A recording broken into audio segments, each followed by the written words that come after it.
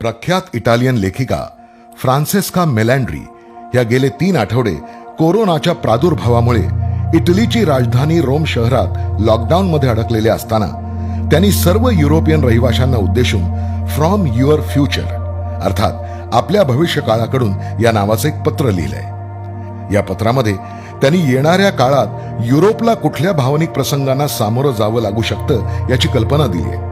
भारतातील कोरोनाची सद्य परिस्थिती लक्षात घेता या पत्रातील अनुभव हे आपल्या दृष्टीनेही तितकेच महत्त्वाचे आहेत। मी हे पत्र तुम्हाला इटलीमधून म्हणजेच तुमच्या भविष्य काळातून लिहित आहे। आम्ही आता जिथे आहोत तिथे काही दिवसांनी तुम्ही असणार आहात। कोरोनाची साथ ही सगळीकडे एका विशिष्ट पद्धतीने पसरते आहे, त्यामुळे तुमचा प्रवासही आमच्यासारखाच असणार आहे। कोरोनाच्या विळख्यात वेळेच्या बाबतीत आम्ही तुमच्या थोडं पुढे आहोत। जसं वुहान होतं आमच्या काही आठवडे पुढे, आम्ही तसंच वागलो जसं आता तुम्ही वागताय। तुमच्याकडेही परिस्थितीचं गांभीर्य कळलेल्या आणि न कळलेल्या लोकांमध्ये वाद आहेत, जसे आमच्याकडेही होते। एकीकडे सरकारने दिलेल्या नियमांचं काटेकोरपणे पालन करणारे लोक आहेत आणि दुसरीकडे साधा फ्लू तर आहे, त्यात एवढी काय काळजी करायचं कारण असे म्हणणारेही आहेत। पण लवकरच हेही वाद मागे पडतील।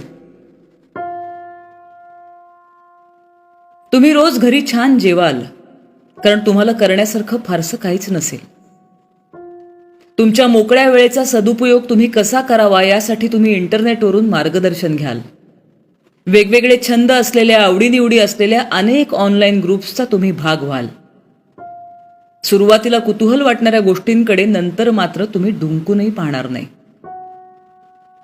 अनेक वर्ष तुमच्या कपाटात धूळ खात पडलेली जुनी नावाजलेली पुस्तकं तुम्ही वाचायला काढाल।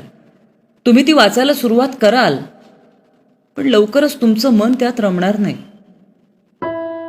तुम्ही पुन्हा जेवाल, पण यावेळेस तुम्हाला झोप लागणार नाही। आपल्या देशाचं, त्यातल्या लोकांचं काय होईल असा प्रश्न तुम्हाला पडेल।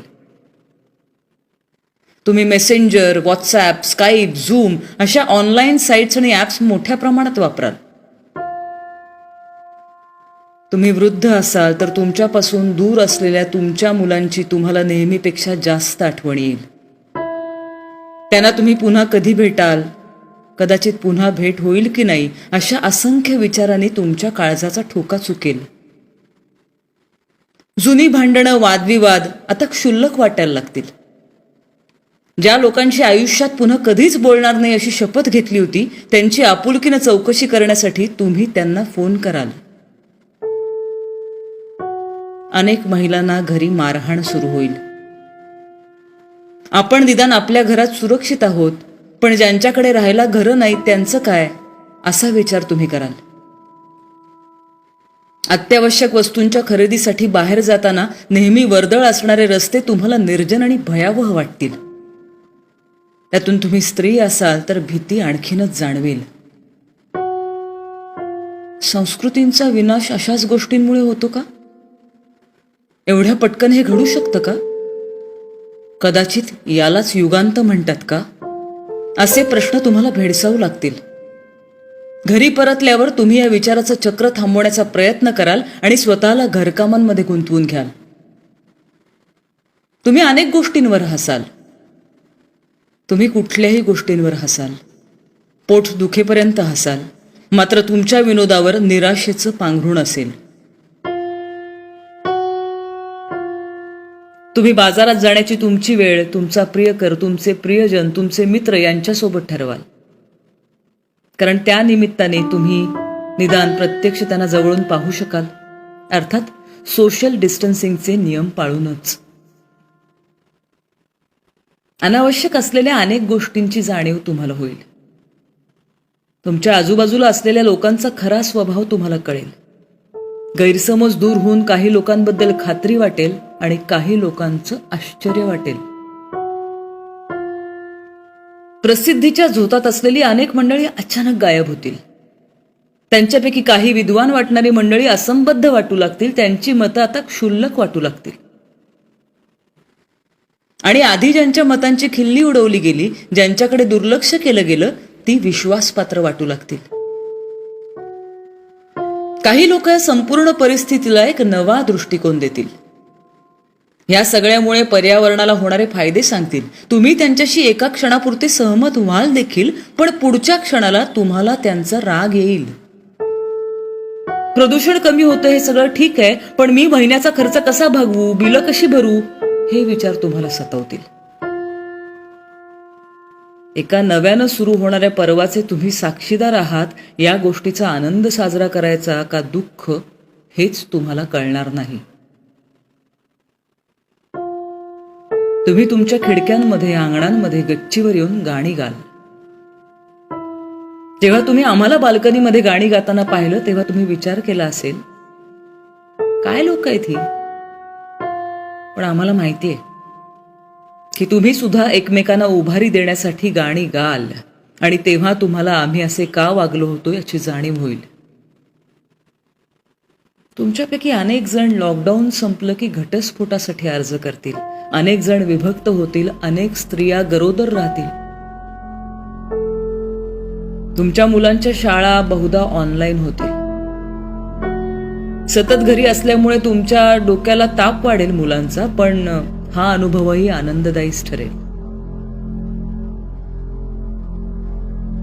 घरातील वयस्कर मंडळी अधिक हट्टी होतील.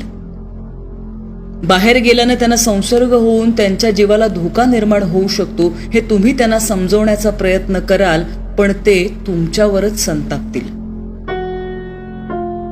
या महामारीचा संसर्ग होऊन मरण पावलेल्या लोकांचा, त्यांच्या अंत्यविधीचा विचार टाळण्याचा तुम्ही आटोकाट प्रयत्न कराल. हा संसर्ग थांबवण्यासाठी झटलेल्या प्रत्येकाचे तुम्हाला मनापासून आभार मानावे, कौतुक करावं असं वाटेल. त्यांच्याबद्दल आदर अनेक पटीने वाढेल. सर्वांचा मिळून एक सूर निर्माण होईल. शेवटी माणुसकी हाच खरा धर्म आहे. तुम्ही देखील फक्त स्वतःपुरता मर्यादित विचार करणं सोडून तुम्ही सुद्धा समाजाचा एक घटक आहात असा विचार करू लागाल. आपण सगळे एकाच नावेचे प्रवासी आहोत. मात्र खऱ्या आयुष्यात आर्थिक परिस्थितीमुळे खूप फरक पडेल. सुंदर बगीचा असलेल्या आलिशान बंगल्यात राहणं आणि दाटीवाटी असलेल्या चाळीत राहणं यात नक्कीच फरक असेल. घरून काम करावं लागणं, लॉकडाऊनमुळे काम बंद होणं आणि नोकरी गमावणं हे देखील नक्कीच सारखं नसेल. एकाच नावेचे प्रवासी हे म्हणणं जितकं सोपं आहे, तितकीच प्रत्यक्ष परिस्थिती अवघड आहे. कारण ही नाव सर्वांसाठी एकसारखी नाहीये, नसेल, कधीच नव्हती. एका क्षणाला तुमच्या लक्षात येईल की हे सगळं खूप अवघड आहे. तुम्हाला या परिस्थितीची भीती वाटू लागेल. कदाचित ही भीती तुम्ही जवळच्या लोकांजवळ व्यक्त कराल. कदाचित त्यांना उगाच ताण कशाला हा विचार करून अव्यक्त राहणंच पसंत कराल. आम्ही इटलीत आहोत. हेच आहे तुमचं भविष्य आणि आमचा वर्तमान. आमच्याकडे काही दूरदृष्टी नाहीये. तुम्हाला जे आतापर्यंत सांगितलं ते आमच्या अनुभवाचे बोल आहेत. त्याहून थोडा पुढच्या भविष्याचा विचार केला तर ते तुमच्यासारखंच आम्हालाही माहित नाहीये. आम्ही आता फक्त तुम्हाला एवढंच सांगू शकतो की जेव्हा हे सगळं संपेल तेव्हा जग फार वेगळं असेल.